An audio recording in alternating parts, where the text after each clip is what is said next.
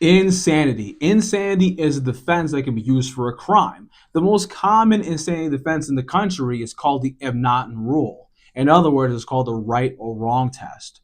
What does this defense actually means? So the defendant is not guilty of the crime he or she is charged with if the defendant can show that there was a defect in his or her reasoning while committing the crime based on a mental disease. The defendant must not only show that, but must also show that number one, the defendant did not understand the nature or quality of the act. Or, secondly, the defendant did not understand the wrongfulness of the act.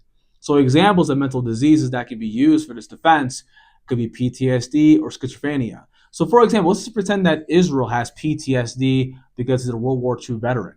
Let's just pretend that he was suffering this mental disease at the time of the crime, and he thought that an enemy combatant was attacking him with a gun. And he used his gun from his waistband and he shot the victim.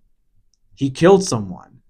So that is an example of someone, Israel, the defendant, having a mental disease, the PTSD, and it altering his reason because of the fact that he thought that he was in war again.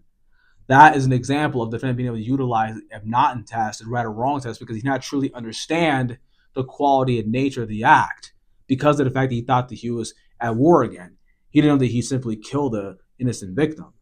Therefore, when it comes down to those kind of defenses, the defendant technically could win the case, but nevertheless, even though the defendant is found not guilty of that crime based on insanity, they'll go to a mental institution until they're constituted as basically being normal again.